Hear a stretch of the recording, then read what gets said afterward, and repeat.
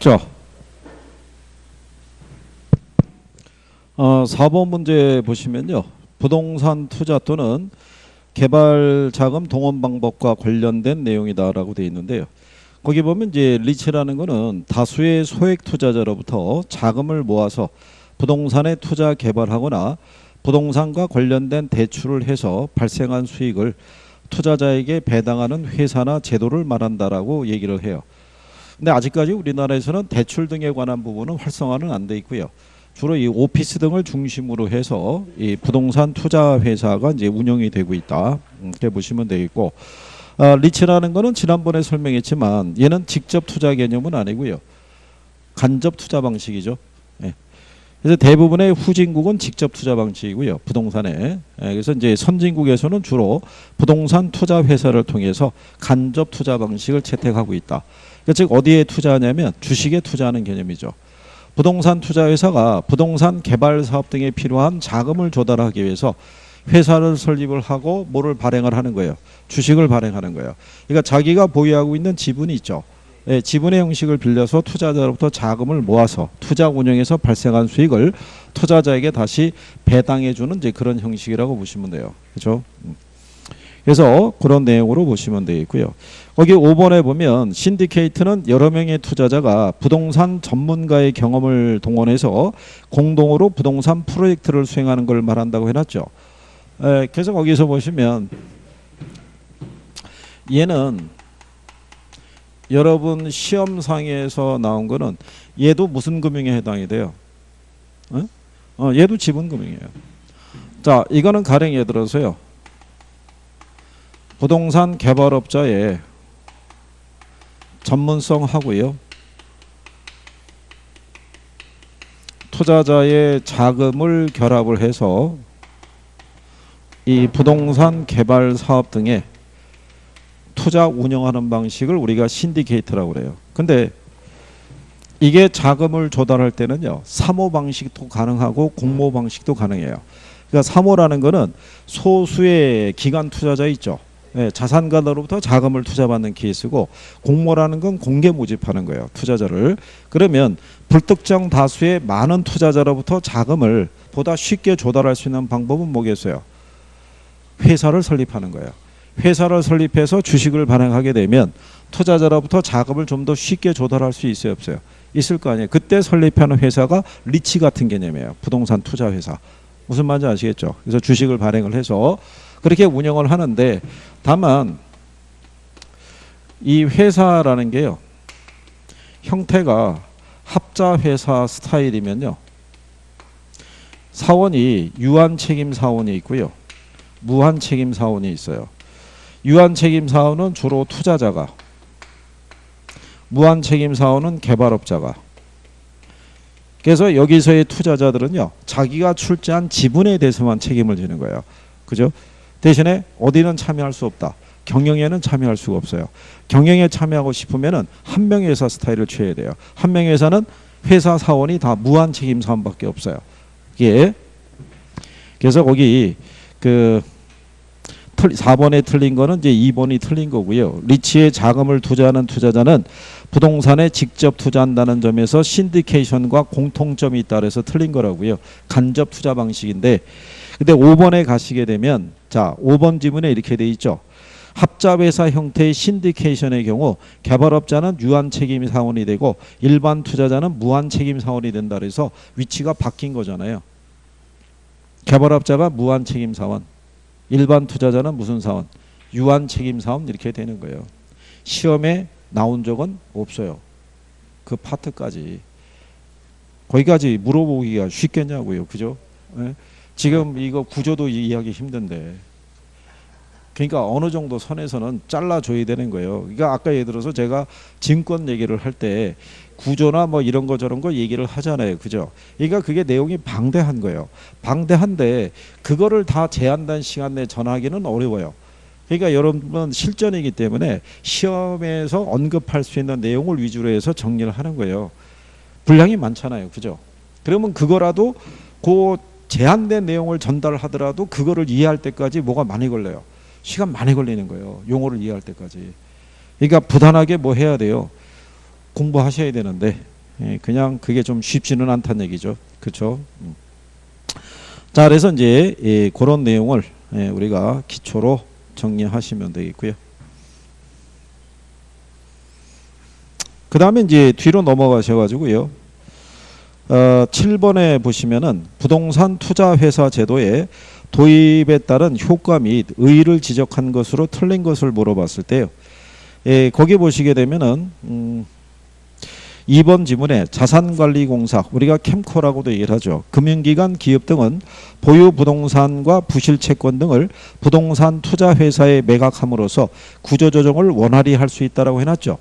예, 그 역할을 담당하는 게 기업 구조조정 부동산 투자회사예요. 그러니까 기업 구조조정 부동산 투자회사는 기업의 구조조정을 원활하게 할 수 있도록 지원하기 위해서 만들어진 회사예요. 그러니까 걔네가 보유하는 자산은 기업의 부채 상환용 부동산이라든가 구조조정 대상 매각 관련 부동산이 있죠. 그것만 소유하고 있어요. 무슨 말인지 아시겠나요? 그러니까 기업의 구조조정을 지원하기 위해서. 그러니까 예를 들어서 이런 거예요. 우리가 회사를 보면은 자기관리가 있고 뭐가 있어요? 위탁관리가 있고 기업 구조조정이 있죠. 리치법이라는 게 제정이 된 게 몇 년도에 제정이 됐냐면 2001년도에 제정이 됐어요. 2001년이면은 IMF가 터진 직후라고요. 그럼 IMF가 터진 직후에 모든 기업이나 금융기관들은 다 유동성 위험에 빠진 거예요. 뭐가 없는 거예요? 현금이 없는 거예요. 현금. 그때 당시에 기업이나 뭐 이런 데서 돈을 빌려올 때 있죠. 산무원칙이라고 그랬어요. 묻지도 따지지도 않는 거예요. 기간이 얼마냐, 그러니까 예서 내일 갚아야 된다, 모레, 이거 따지지도 않고 이자가 몇 프로다 이런 거 따지지도 않은 거예요. 금액이 얼마냐 따지지도 않는 거예요. 그냥 무조건 돈만 조달할 수 있으면 그냥 빌려오는 거예요. 부도나지 않기 위해서. 그렇지 않겠어요? 근데 기업이나 금융기관에서 그때 당시에 현금은 없는데 뭐는 갖고 있었겠어요? 부동산은 갖고 있었던 거예요. 근데 부동산이 매각이 돼야 말이죠. 그래서 그때 리치법이 도입이 되고 제일 활성화가 됐던 게 얘네라고요. 그래서 제목이 기업 구조조정 부동산 투자. 그러니까 그때는 일반 리치하고 CR 리치밖에 없었어요. 그래서 CR 리치라는 게 얘를 얘기한다고요. 그래서 기업 구조조정 부동산 투자회사. 그래서 얘는 기업의 구조조정을 원활하게 진행하기 위해서 지원하기 위해서 만들어진 회사라고 생각하시면 돼요. 이게. 자, 그래서 이제 그런 내용이라고 보시면 되겠고요. 그 다음에 5번에 가게 되면요. 리츠는 유동화 제도를 통해서 발행된 ABS, MBS를 인수할 수는 없다고 돼 있죠. 자, 근데 여러분들이 이거 기억하시나요? 우리가 이 부동산 투자 회사는요. 이 보유 자산이 있죠. 그렇죠? 매 분기말 현재 보유 자산의 100분의 80 이상이 있죠. 100분의 80 이상을 뭐로 구성하도록 되어 있어요? 자산 구성을 보면은 부동산 관련 유가증권 및 뭐로? 현금으로 이렇게 구성이 되어 있어야 되고 요 중에 100분의 70 이상이 뭐로 되어 있어야 돼요? 부동산으로. 그 여기 보면 부동산 관련 증권이 있어요, 없어요? 있잖아요. 그러니까는 ABS나 MBS에도 투자 운영할 수 있다 없다. 투자 운영할 수 있는 거예요. 그죠? 그래서 부동산 투자 회사를 가게 되면요. 주택저당담보부 채권 있죠. 소위 얘기한 대로 뭐 있어요? MBB. 여기에 투자할 수 있도록 법에 명시가 돼 있어요. 보유하는 증권상에서. 그 다음에 여기 들어가 있는 게 뭐가 있냐면 도시철도 채권 있죠. 예, 이런 것들도 투자가 가능하도록 돼 있어요. 이건 법에 명시가 돼 있는 거예요. 무슨 말인지 아시겠죠? 예, 그래서 이제 유동화 제도를 통해서 발행된 ABS, MBS를 인수할 수는 없다. 그래서 틀린 내용이니까 그렇게 구별하시면 되겠고요. 그 다음에 여기 부동산 투자 회사에서 보시게 되면 자기가 관리가 있고 위탁 관리가 있고 기업 구조조정이 있잖아요. 기본적으로 설립 자본금 있죠. 최저 자본금, 주식 공모, 그 다음에 주식 분산, 그 다음에 처분 제한, 자산 구성, 그 다음에 차입 및 사채를 발행하는 것 있죠. 이런 내용들은 다 정리가 돼 있어야 돼요. 그죠? 내용들은. 설립자본금이 얼마야?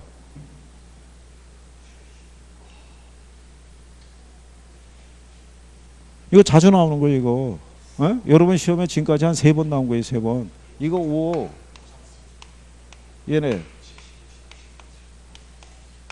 자, 우리가 한글로 보면 시옷하고 치읓이 있으면 어느 게 먼저 나와요? 그러니까 얘가 먼저 나올 거예요. 5. 그 다음에 5 곱하기 7하면 얼마 나와요? 5, 7에 35라고. 이게 뒤에 같으니까. 이건 기본으로 알아야 되는 거예요. 기본. 얘네 이거 30이고 제한 없고 분산 1인당 주식 소유한도 50. 이거 적용 안 받고 처분 제한은 국내 부동산 몇 년? 1년. 국외는 정관에서 정할 수 있다. 자율로 정할 수 있고 이거 적용 안 받는다고 얘기했잖아요. 차입 및 사채 발행할 수 있어요? 없어요? 발행할 수 있는 거예요. 그죠? 여기 어렵지 않게 나와요. 부동산 투자회사 제도는 어렵지 않게 나오는데 저걸 틀리면 어떻게 하겠다는 거예요. 저거를. 그쵸? 우리 김종국 대답은 잘해. 그래. 그거 뭐라고 얘기했어. 자, 그래서 거기 9번 가보시면 우리나라 부동산 투자회사법상 부동산 투자회사에 관한 설명 중 틀린 거 물어볼 때요. 1번에 보면 자기관리 부동산 투자회사는 설립자본금은 얼마 이상? 5억 원 이상. 최저자본금 준비기간이 지난 자기관리 부동산 투자회사의 자본금은 얼마 이상? 70억.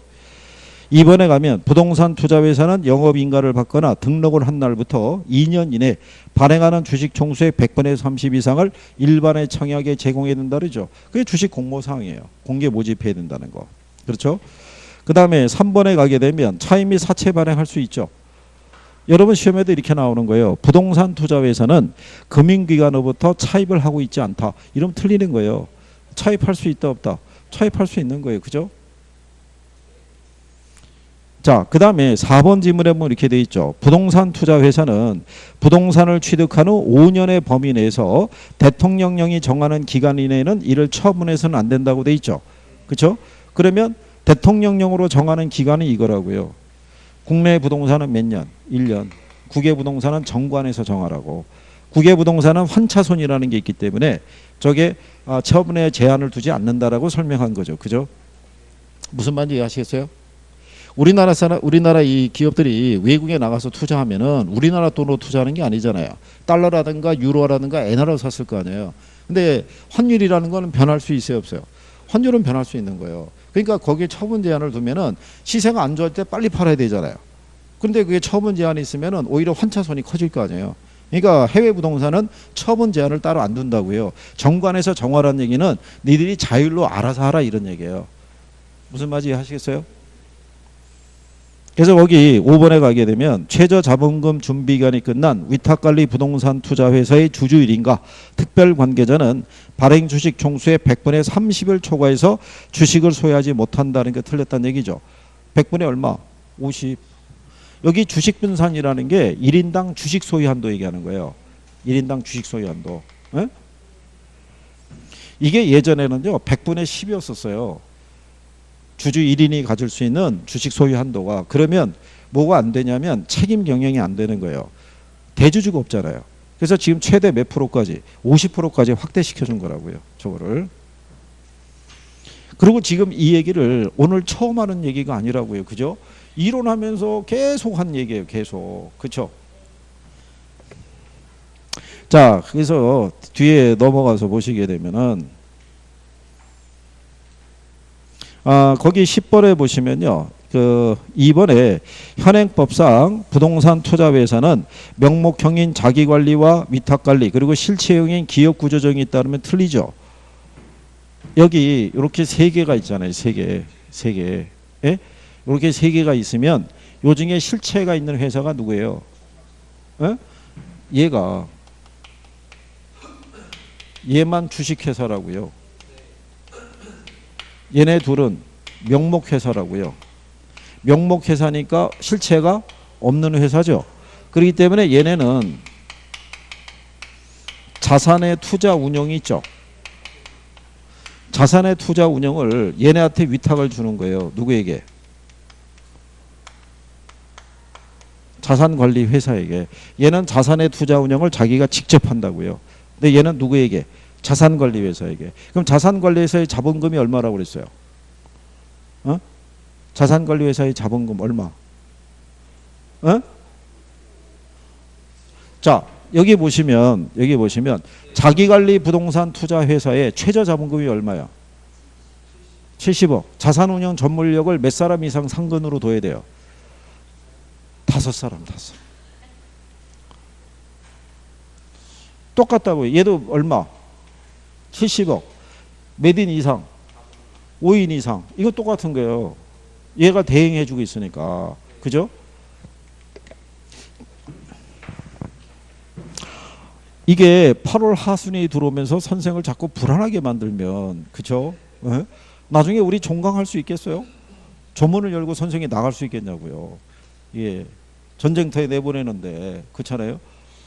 아니, 총하고 총알은 쥐어줬는데 총알을 장전하는 걸 모른다면 어떻게 할 거예요, 이거를. 빈총 갖고. 에? 정리는 해야 되잖아요, 이거. 에? 제한된 시간 안에 몇 개 이상 맞으면 돼요. 24개. 그죠? 여러분들에게 만점을 요구하는 것도 아니잖아요. 그죠? 60점만 맞자고 얘기하는 건데. 예? 최대 목표치는 70점이라고요. 70점. 예? 최대. 근데 나중에 시험장 가서 인식을 아마 하실 수 있는데 약간의 미세한 차이로 아마 당락이 결정이 될 수가 있을 거예요. 그죠? 그게 시험. 근데 제가 볼 때는 공부를 한 것도 아니고 안 한 것도 아니고 이렇게 쭉 흘러가죠. 그럼 나중에 시험장의 성적이 50점은 넘을 거예요. 50점은 넘는데 60점에 미달할 거라고요. 그러면 그거만큼 억울한 게 어디 있겠어요. 차라리 30, 40점을 맞으면 깔끔하게 포기해요. 내가 태어날 때 책가방 두고 태어났나 보다. 그냥 포기하면 되는데 그게 아니라 아슬아슬하게 떨어지면 그게 얼마나 두고두고 아쉬움이 남겠어요. 그죠? 에? 이거 하느라고 그렇잖아요. 대인관계도 이상해지고 넌 맨날 저녁에 어디 가냐 뭐 이런 거 어? 뭐 하고 다니는데 뭐 이렇게 얘기 들었는데 합격을 하면 그게 다 덮어지잖아요. 실은 내가 이렇게 해서 시간 투자해서 공부해서 어떻게 됐어? 됐어. 야 대단하다 이렇게 넘어가는 거 아니에요. 그렇잖아요. 어떻게 됐어? 확실히 우리나라는 시험 제도가 문제가 많아 뭐 이런 식으로 가면은 어이구 시간만 낭비하고 그냥 하는 동 마는 동 이렇게 돌아가는 거예요. 그냥 여기 부동산 투자 회사는요 기본적으로 시험상에서 한 문항 정도가 형성이 돼요. 형성이 되는데 어렵지 않게 줘요. 아주 간단하게. 심지어는 이것도 줘요. 자기관리 부동산 투자에서 설립 자본금은 3억 원이다 그러면 틀릴 거 아니에요. 그죠? 그렇게 해도 한번 나오고요. 올바른 거 고르라고 그런 다음에 자기관리 부동산 투자에서 설립 자본금은 5억 원 이상으로 한다 해서 그게 답으로 나온 적도 있어요. 그러니까 기본적인 것만 알면 답을 맞출 수 있다고요. 그죠? 에? 힘든 것까지 얘기하는 건 아니잖아요. 그죠? 거기 10번에 보시면 10번에 자 거기에 보시면 그 4번 지문에 부동산 투자 회사는 매 분기말 현재 총 자산의 100분의 80 이상을 부동산과 부동산 관련 증권 및 현금으로 구성이 된다. 조금 아까 자산 구성했었죠. 이거 그 얘기예요. 그래서 이때 총 자산의 100분의 70 이상은 뭐로 돼야 된다. 부동산에 된다는 조항이라는 얘기죠. 그리고 이제 그 밑에 가면 11번 문제 3번 지문에 가면요. 위탁관리하고 기업구조적 부동산 투자회사는 자산관리회사에 위탁을 해서 자산을 관리해야 된다라고 돼 있죠. 그때 자산관리회사의 자본금은 70억 이상이어야 되고 5명 이상의 자산운용 전문 인력을 확보해야 된다고 해놨잖아요. 확보 아니라 상근. 확보하고 상근하고는 틀린 거예요. 무슨 말인지 아시겠어요? 법 개정이 돼가지고 예전에는 그냥 확보를 하면 된다라는 얘기인데 이거를 상근으로 바꾼 거라고요. 상근은 상시근무라고요. 확보라는 거는 그냥 정만 두고 있으면 되는 거예요. 무슨 말인지 이해하시겠어요?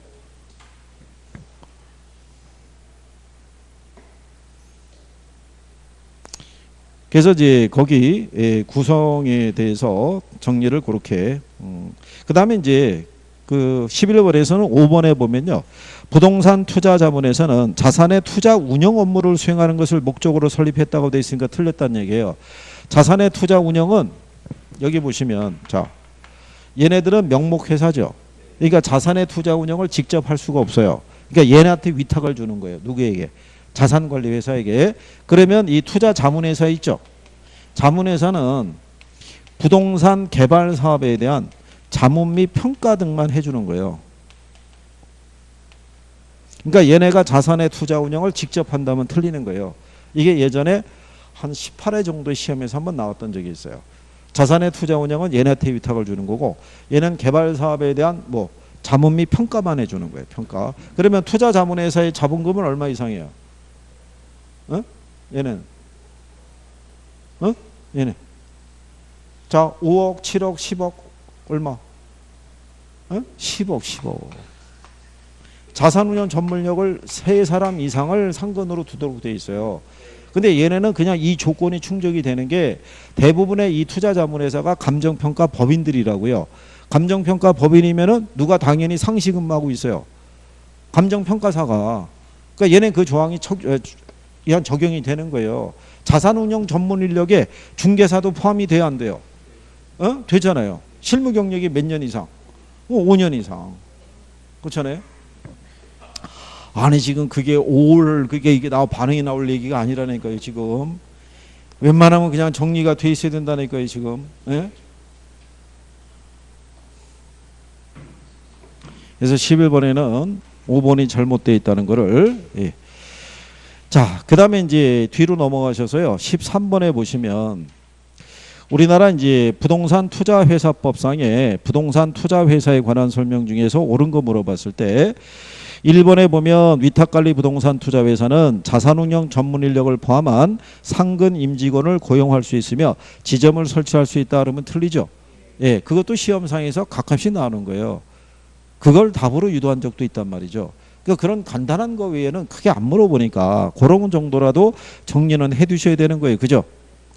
그 다음에 이제 그 4번에 가면 자기관리 부동산 투자회사고 위탁관리 부동산 투자회사는 처분 제한 기간에 적용을 받는데, 기업구조적 부동산 투자회사는 처분 제한 기간에 적용을 받지 않는다고 해놨죠. 그게 얘한테 적용하는 특례잖아요. 여기 처분 제한 안 받는다고 했잖아요. 기업구조조정은. 왜냐하면 기업의 구조조정을 지원하기 위해서 설립한 회사잖아요. 구조조정을 빨리 해주려고 그러면 부동산을 빨리빨리 매각해줘야 되잖아요. 근데 처분 제한을 두면 구조조정이 어려울 거 아니에요. 그러니까 얘는 처분 제한을 안 둔다고요. 무슨 말인지 이해하시겠죠? 예, 그래서 그렇게 정리할 수 있는 정도. 그래서 기본적인 내용만 조금 아시면요, 그 내용을 여기서 나오는 거 웬만하면 다 맞출 수 있어요. 그죠? 14번에 보시면, 자, 1번에 자기관리 부동산 투자회사의 최저 자본금은 얼마? 70억이잖아요. 50억이라면 틀리죠. 위탁관리 부동산 투자회사의 주주 1인당 주식 보유 한도는 30%라면 틀리죠. 50%죠. 기업구조적 부동산 투자회사의 발행총수의 30% 이상을 일반의 청약에 제공해야 된다면 틀리죠. 그죠? 기업구조정은 주식 공모 조항을 안 받잖아요. 얘는 사모도 가능하다고요. 그죠? 그래서 거기 보시면, 자, 자기관리 부동산 투자회사는 5명 이상의 자산운용 전문 인력을 상근으로 둬야 된다, 이런 얘기죠. 무슨 말인지 아시겠죠? 아니 지금 뭐 어느 과목, 다른 특정한 과목에 지금 뭐 올인하고 계시나요? 아니 이게 다른 2차를 가거나 뭐 어디를 가려고 그러면 1차가 궤도에 올라섰을 때 가는 거예요. 1차가 궤도에 올라가서 안정적으로 1차를 모의고사를 보든 뭐를 보든 간에 6점 이상 대가 유지가 됐을 때 2차를 넘어갈 때 밸런스가 맞아 떨어지지. 1차가 제대로 정리가 안 돼 있는데 2차를 가죠. 모의고사를 보죠. 1차도 성적이 안 나고 2차도 안 나와요. 그러면은 2차를 계속 가기가 부담이 되는 거예요. 그럼 다시 또 1차로 가요. 1차로 조금 봤더니 성적이 좀 올라가는 것 같아요. 또 버려두고 2차를 갔어요. 쭉 하고 있다가 다시 모의고사를 봤더니 또 2도 아니고 저도 아닌 상태가 나오는 거예요. 그러면 사람이 계속 부담이 생기는 거예요. 그래서 얘기하는 게 1차를 빨리 정리해서 한 2번 정도의 모의고사를 봤는데 평균이 6점 이상이 넘어가면, 그러면 이제 그때 2차를 가서 내가 집중적인 투자를 할 수 있는데, 그게 애매한 상태에서 넘어가면은 1차도 성적이 떨어지고 2차도 크게 개선이 안 된다고요. 그게. 그래서 모든 학원에서는 공부할 때 몇 차부터 열심히 하라고 그래요. 1차부터. 일단은 이 구조가 그렇잖아요. 1차가 합격해야 2차를 볼 수 있는 자격 요건이 주어지잖아요. 그죠? 그렇지 않겠어요? 그래서 처음에는 전국 수석을 노리고 출발했던 사람들이 점점 시간이 지나면서 지금 이맘때 오게 되니까 뭐를 버리고 2차를 버리고 1차만이라도 이런 사람들이 지금 부지기수로 나타나고 있다고요. 원서 접수는 물론 동차 다 했죠. 원서 접수야. 동차를 다 했는데 내심 이미 마음은 정해졌을 거 아니겠어요? 그래서 조금 더 지나면은 2차 수업 시간에 사람들이 숫자가 자꾸 줄어든다고요. 그렇잖아요. 안 보이기 시작하다가 그러면 벌써 드러나는 거예요. 등장을 안 한다는 얘기는 나타나는 거 아니겠어요? 이게 이제 시간 금방이에요. 오늘 셋째 주잖아요. 다음 주에 오면은 8월이 가는 거예요. 그 9월달 들어가죠. 첫 주 수업한 다음에 두 번째 주가 추석이잖아요. 추석 지나면은 세 번째 주로 넘어가는 거예요. 그렇죠? 그러면 이제 시험 볼 때까지 한 달 남는 거예요. 이제 금방이라니까 이거. 어?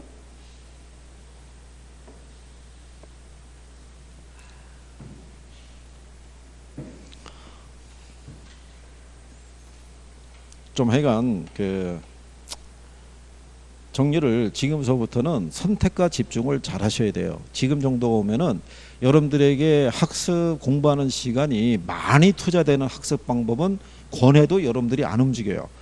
심리적으로 불안하기 때문에 지금 기본서를 많이 읽어야 됩니다. 그러면 읽겠냐고요. 그 두꺼운 책을 언제 읽겠냐 이런 생각이 들 거 아니겠어요. 그러니까 시간이 가면서 자꾸 뭐를 선택해요. 짧고 간결한 애들 있죠. 그런 거를 선택하는 거예요. 누군가가 이게 핵심만 얘기해주면 얼마나 좋을까 이런 것도 있죠. 근데 핵심을 얘기해주면 뭐 하겠어요. 그게 무슨 말인지 모르는데. 그렇잖아요. 기초가 다져져 있어야지. 그러니까 여러분들이 보시면 제일 먼저 기본서 나오잖아요. 그 다음에 요약집 나오잖아요. 선생들이 또 핵심 정리 요약이라고 또 해주잖아요. 그러면서 뭐가 이렇게 좁아지는 거예요. 분량이 줄어들잖아요. 분량이 줄어들더라도 얘가 이해가 돼야 얘가 이해가 되고 얘가 이해가 돼야 이게 이해가 될 거 아니겠어요. 그죠? 그냥 점핑하는 건 없다고요. 그냥. 그러니까 남은 기간에 효율적으로 정리를 해야 되잖아요. 그죠? 에? 어려운 거를 가만히 생각해 보세요. 계산 문제가 있고요. 어려운 문제가 있고 쉬운 문제가 있어요. 그죠? 얘 배점 얼마 줘요? 2.5점 줘요. 예. 2.5점. 예. 똑같아요. 어려운 걸 푸나 쉬운 걸 푸나 점수가 주어지는 배점은 똑같다고요. 계산 문제를 풀면은 배점이 예를 들어서 5점이나 7.5점이 된다 그러면 무조건 얘를 해야 되죠. 얘 3개 맞는 것보다 이거 하나 맞는 게 훨씬 나니까. 그게 아니잖아요. 똑같은 거잖아요. 똑같은 거. 그러면 내가 지금은 잘할 수 있는 걸 더 잘해야 되잖아요. 지금은 새로운 거를 더 얻어가려고 그러면 안 되고 기존에 내가 알고 있는 거를 정확하게 내 것으로 만들어줘야 돼요. 70% 80%가 아니라 100% 이해가 되게끔. 그래야지 거기에 관련된 문제가 나오면 반드시 맞출 수 있게끔 이렇게 해줘야 되는 거예요. 어느 날은 컨디션이 좋아서 맞히고 어느 날은 안 좋아서 틀리고 너를 띄면 안 된다고요. 그죠?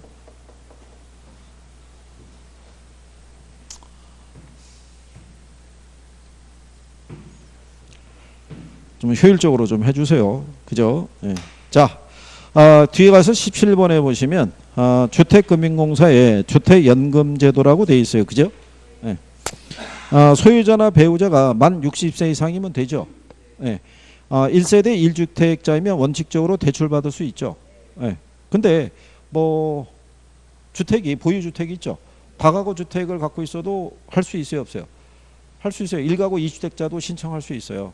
정해진 기간 안에 주택 중에 하나 처분한다는 걸 조건으로 이걸 신청할 수 있어요. 가입자가 선택하는 일정한 기간 동안 지급받을 수도 있어요, 없어요? 있어요. 확정 기간 방식이 있으니까. 그죠? 자, 그 다음에 거기 보시게 되면 4번에 당해주택을 담보로 제공받은 선순위 대출 등이 있어도 원칙적으로 대출받을 수 있다면 틀리겠죠. 네, 그런 부분은 다 해소가 돼야 돼요. 그래서 여러분들이 일시 일층 구매라고 해서 주택 가격의 50% 정도까지는 일시로 받을 수 있어요. 일시불로 받아서 뭐 할 수 있다는 거예요. 기존에 대출받은 거 있으면 상환하거나 전세 설정이 돼 있으면 그거 해소하거나 이럴 때 우리가 쓸 수 있다라고 보시면 돼요. 그리고 이제 알고 계시는 내용이 있지만 주택연금에 관련돼서 주택금융공사의 역할은 뭐예요? 보증이에요, 보증. 주택금융공사가 직접 대출해 주는 건 없어요. 무슨 말인지 아시겠나요? 그러니까 결국 그 사람들이 대출받는 건 어디서 대출받는 거예요? 은행에서 대출받는 거예요. 은행에서 대출을 받을 때 그 은행에다가 누가 주택금융공사가 보증서를 발행해 주는 거예요. 지급보증서를. 그래서 은행은 그 보증서에 입각해서 대출을 계속 해주는 거예요. 나중에 혹시 그 집을 처분해서 대출금이 회수가 안 되더라도 누가 책임져 주니까 주택금융공사가 지급보증을 섰기 때문에 은행은 계속해서 대출해 줄 수 있다고 보시면 돼요. 근데 이제 여기 나와 있는 이제 연금제도는요, 그 개정을 추진을 하고는 있는데 아직 개정이 안 됐어요. 예, 그래서 이제 올해 같은 경우는 이쪽에서 출제되기는 조금 어려운 측면도 있지 않을까. 어차피 한 내년 정도, 올해 만약에 개정이 안 되면 내년 정도 되면은 개정이 되지 않겠나, 뭐 이런 거예요. 지금 법 개정이 된 것 중에 보면요, 그 10월 24일 날 시행하는 것도 있죠. 예, 이렇게 개정된 것도 있어요. 시행이. 여러분 시험이 10월 26일이잖아요.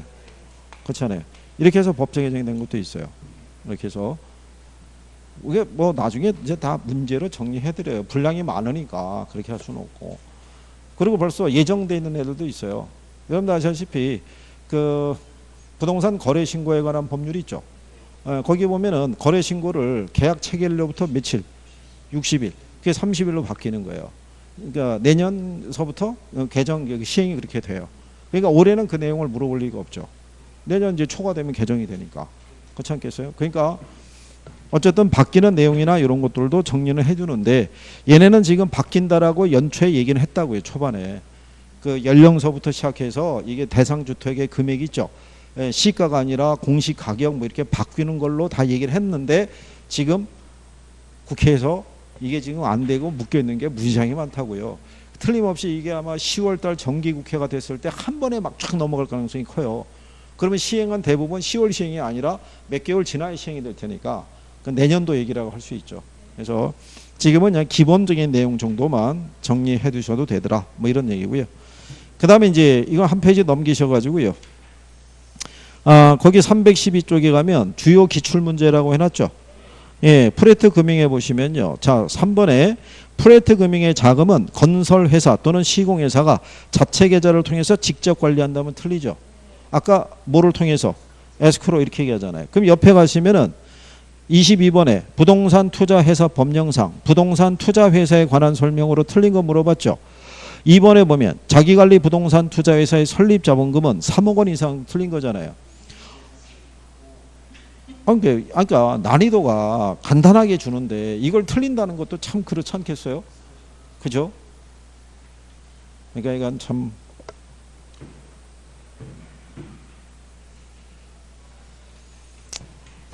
자, 그 다음에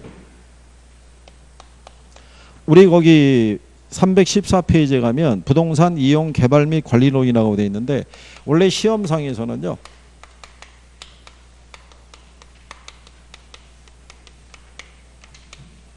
네, 이렇게 목차는 개발 및 관리론이라고 명시하는 거예요. 근데 이 안에서 우리가 이제 세부적으로 들어가게 되면 부동산 이용, 부동산 개발, 부동산 관리, 부동산 마케팅 이렇게 4개 파트로 나눌 수 있을 때요.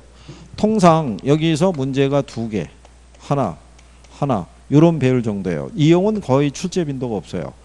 근데 개발이 만약에 확대돼서 나오면 최대 4개 정도까지 나올 수 있어요.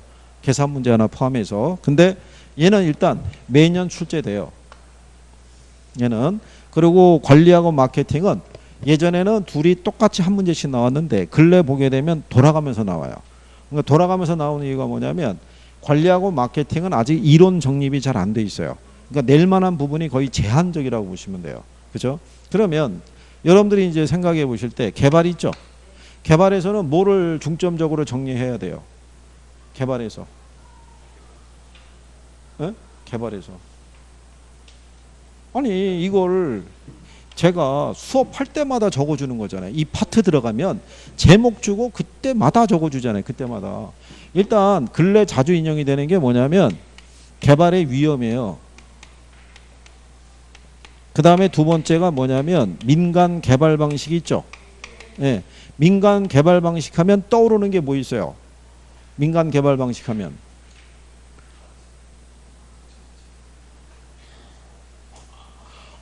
이게 이천여 너무 멀리 떨어져 앉아 있는 거야. 이거 옆에 앉으라니까, 옆에. 내가 멀리 떨어져 있어서 어떻게 얘를 어떻게 할 수가 없잖아. 그 옆에 있다가 내가 사인을 보내면 내 이름 대고 그냥 한 5대 때려주는 거야, 그냥. 공부하느라고 스트레스 많이 쌓이지. 그렇지. 그래 그냥 저기 하는 거야, 그냥. 다음 주에는 꼭 여기 앉아. 거기 옆에 나란히 그렇게.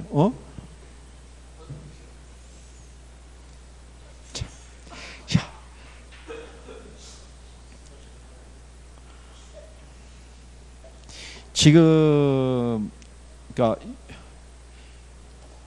이게 이제 어느 정도는 기본적인 부분이 구성이 돼 있어야 우리가 조금 더 선택과 집중을 해가지고 점수를 맞출 수 있는 이제 그렇게 할 거 아니겠어요? 어차피 이제 시험에 임박하게 되면 압축을 할 거란 말이에요. 어쩔 수 없이 여기서. 근데 여러분들이 기본적으로 정리가 좀 돼 있는 파트가 있으면 간결하게 하면서 이렇게 탁탁탁 갈 수가 있는데 기본적인 게 하나도 안 돼서 물어볼 때마다 이상한 소리 하거나 그죠? 뭐 이렇게 되면은 그게 늘어지게 된다고요. 그래서 그거를 가지고 막 돌아야 된단 말이에요. 어쨌든 점수를 따야 될 거 아니겠어요? 여기서는 이게 사업 위탁 방식 또는 수탁 방식이라고 있고요. 토지 신탁 개발 방식이 있죠. 이런 애들을 중심으로 정리를 해줘야 돼요. 작년에도 여기서 나온 거예요. 박스 주고 뭐에 대한 설명이냐 이렇게 유도한 거예요. 그 다음에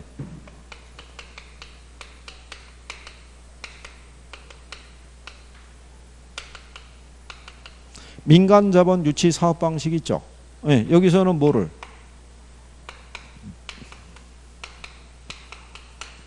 얘네를 중심으로 그렇죠. 근데 여기도 용어를 어떻게 해야 돼요? 뭐 정확하게 알아야 되는 거예요. 정확하게. 그렇죠?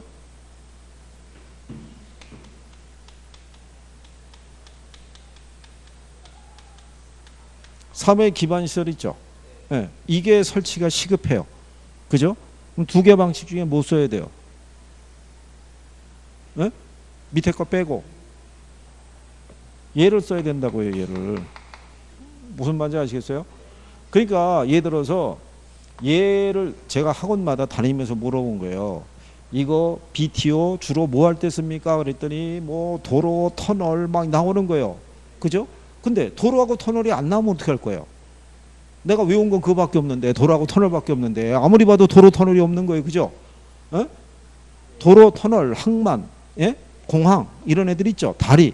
걔들이 다 사회 기반 시설이라고요. 그러니까 문장이 그렇게 떨어지게 되면 구조는 다 설명이 돼 있는데 아무리 봐도 도로하고 교량은 없는 거예요. 그럼 틀리는 거예요. 그냥 또. 그죠? 그러니까 기본적인 구조는 알아야 된다고요. 그래야지 답을 맞출 수 있을 거 아니겠어요?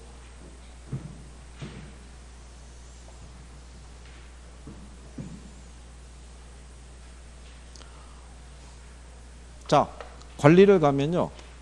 관리 방식이 있죠. 관리 방식 뭐 있어요? 아니 여기서 잘 물어보는 게 이런 거라고요. 자관리, 위탁관리, 혼합관리. 마케팅에서는 전략. 마케팅 전략에서 95%는 여기서 나오는 거예요. 그죠? 그러면 선생이 이 안에서도 특히 중점을 둬야 될 애들을 가지고 얘기를 막 해주잖아요. 그죠? 이게 기본서를 보든 요약집을 보든 간에 이 파트에 있는 애들은 다 별표되어 있을 거라고요. 처음에 그랬죠. 처음에 별표한 게 끝날 때까지 별표라고.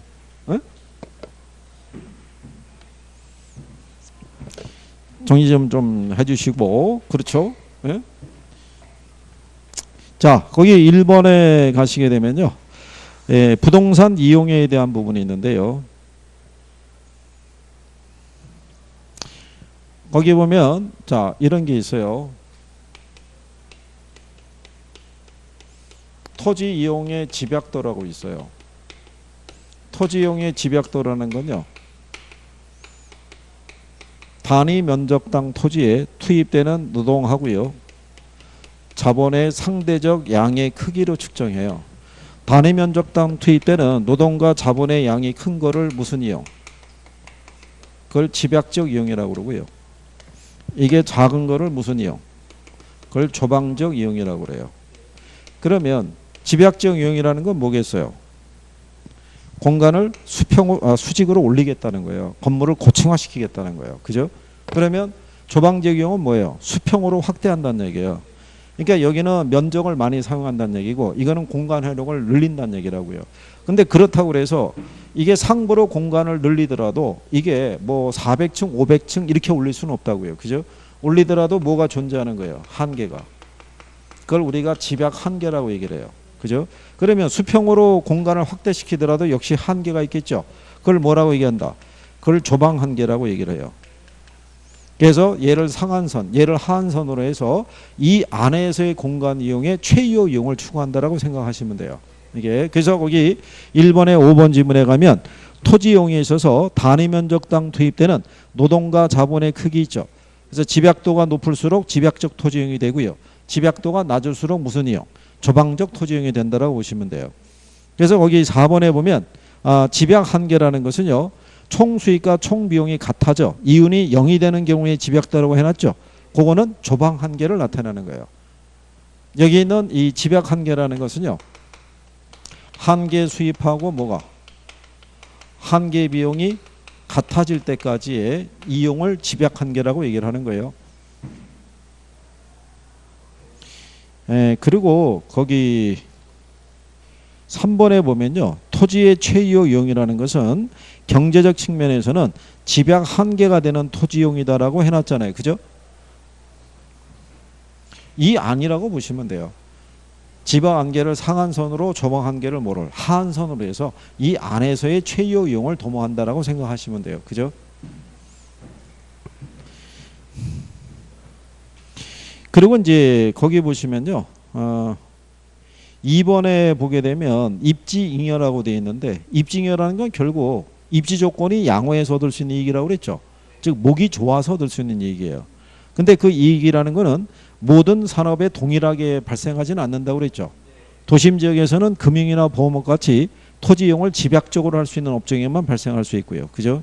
그래서 3번에 보면 동일한 지점이라면 각 산업의 기업 경영에 의한 부가가치가 다르다고 해도 입증여는 서로 동일하게 발생한다 그랬으니까 틀리다는 얘기죠. 산업의 종류에 따라 입증의 크기는 서로 다르게 나타나더라. 근데 입증여라는 표현도 거의 인용은 잘 안 돼요. 이쪽은. 그리고 거기 3번에 보시면요. 부동산 이용에 관한 설명 중에서 옳은 걸 물어봤을 때 1번에 보면 직주분리 아시죠? 네, 직주분리라는 거는 직장과 주거지가 서로 떨어져 있는 것을 우리가 직주분리라고 얘기하죠. 그러니까 예를 들어서 자 여기가 서울이라고 볼 때 의정부라든가 일산, 인천, 안산, 수원, 성남, 그 다음에 구리 이렇게 서울 주변에 위성도시 이렇게 만들어져 있죠. 이게 직주분리라고 보시면 돼요. 이 사람들이 주거지는 여기 있지만 직장은 다 여기 있다는 얘기죠. 그렇죠? 이게 직주가 분리되는 현상을 얘기를 하고요. 직주 접근이라는 것은요. 상대적으로 교통의 발달, 도심의 재개발로 인해서 건물이 고층화되는 현상이 발생한다고 되어 있는데 거기서는 이제 뭐가 틀린 거겠어요? 교통의 발달이 있죠. 2번 지문에.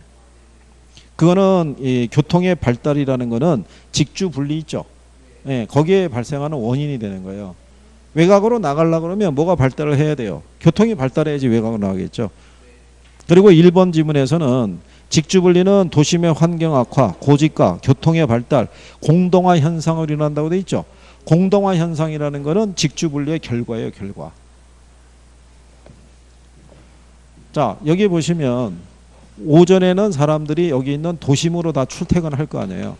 그러니까 오전에는 여기 상주 인구 밀도가 높다고요. 근데 저녁이 되면 퇴근해서 다 집으로 가겠죠. 그러면 여기 있는 야간 상주 인구 밀도가 현격히 줄어들죠. 그래서 도심 한가운데가 구멍이 뻥 뚫린 것 같은 공동화 또는 도넛 현상이 발생한다는 거예요. 그거는 직주분리의 결과로 나타난다고 보시면 돼요.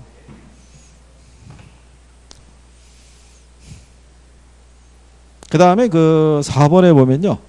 지가와 토지용과의 관계를 보면 지가와 토지용의 집약도 사이에는 환류의 원리가 적용이 된다고 되어 있는데 환류라는 게 뭐냐면 피드백의 논리예요.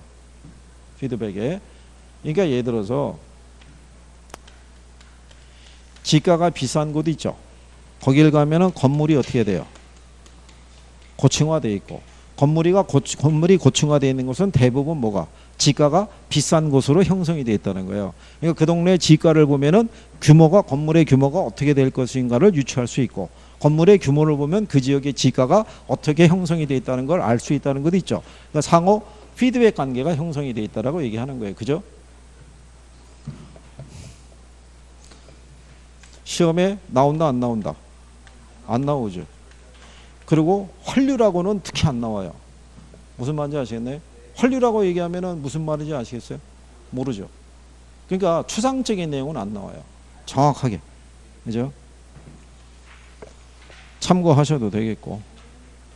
그 다음에 뒤로 넘어가시면 4번에 부동산 이용 활동에서 보면 도시 스프롤이라고 있죠. 도시 스프롤이라는 게 뭐겠어요? 이게 도시 스프롤이에요. 도시의 팽창이 무질서, 무계획적으로 평면으로 확산되는 걸 도시 스프롤이라고 그래요. 이 도시들 중에서 도시 계획에서 만들어진 지역이 거의 없어요. 예전에 70년대 지방에서 서울로 사람들이 모여들었잖아요. 근데 좁은 공간 안에 가구 수가 막 늘어나는데 주택은 부족하잖아요. 집값은 뛰잖아요. 여기서 돈 없는 사람들이 여기선 주거를 못 정할 거 아니에요. 그럴 때 외곽에다가 집을 지어놓고 집장사들이 유인한 거예요, 일로. 그래서 그냥 나간 거예요, 그냥 이렇게. 그죠? 그래서 이런 스프롤 현상은요, 주거 지역뿐만 아니라 상업이나 공업 지역에서 발생하는데 주로 도심보다는 외곽 지역에서 발생하는 거예요. 그게 여러분 시험에는 도시 중심부에서 주로 발생한다고 해서 틀리게 한번 출제해 준 거예요. 그래서 10년 사이에 이쪽 부동산 이용에서 나온 건 도시 스프롤밖에 없어요. 스프롤밖에. 직주 분리하고 직주 조건도 나왔던 선례는 있는데 아주 오래전에 10년도 훨씬 넘은. 그래서 지금은 뭐 문제화되는 경우가 거의 없다. 네, 그렇게 보시면 되겠고. 그 다음에 5번에 가시면 침입적 토지이용이라고 돼 있죠. 예, 이거는 그냥 참고하셔도 돼요. 그죠? 침입적 토지이용이라는 게 무슨 말이겠어요? 자, 여러분들은 앞에서 뭐 배우셨냐면 여과 배우셨죠? 여과. 네. 거기에 보면 이거 배운 거 기억하세요? 여과 현상에는 침입과 계승의 원리가 발생해야 해요. 발생한다고요. 예를 들어서 여기 경계가 있는데 경계에 붙어있는 고급 주택 지역이 있죠. 네. 얘는 그 개량 비용과 개량 후의 가치를 따지게 되면 비용 대비 가치 상승이 적잖아요. 주거환경이 여러 한쪽과 같이 있으니까. 그러니까 얘는 전체적으로 할인돼서 거래되죠. 그럼 얘가 싸게 나올 거 아니에요. 그럼 이쪽에는 저소득층 중에서 소득이 있는 사람이 이 주택을 인수하고 들어오겠죠. 이렇게 들어오는 걸 침입이라고 하는 거예요. 그래서 침입에 의한 여과 현상이 반복이 되면 고소득층의 주거가 저승의 주거로 바뀌는 거를 우리가 계승이라고 그러는 거예요. 그러니까 계승 또는 천이라는 거는 원래 있던 원주민이 교체를 하는 그런 상황을 얘기하는 거예요. 그러니까 이런 식으로 확대적 침입과 축소적 침입 이런 거 안 나온다고요. 옛날 번역에서 그런 거예요. 이게 확대적 축소적이라는 게 상향여과 하향여과 이런 식으로 배우신 거예요. 그러니까 지금은 이런 식으로 표현을 쓴다 안 쓴다? 안 쓰는 거예요. 이게 오래전에 번역된 내용이에요. 그러니까 지금은 언급할 일이 있어요 없어요? 없어요. 불투명하잖아요. 확대적 침입이 뭐고 축소적 침입이 뭐겠어요? 그죠? 지금은 그거는 몰라도 상향여과하고 하향여과는 알 거 아니에요. 그렇죠? 그러니까 참고하셔도 되는 거예요. 무슨 말인지 아시겠죠? 네. 그 다음에 옆에 있는 7번에는 한계지도요. 택지용의 최원방권에 위치한 토지를 뭐라 그런다? 한계지다. 네, 그런 정도로만 인식하시면 돼요. 자, 그 다음에 뒤로 넘기면 개발이 있어요. 잠깐 쉬었다가 개발에 대한 걸 해보시죠.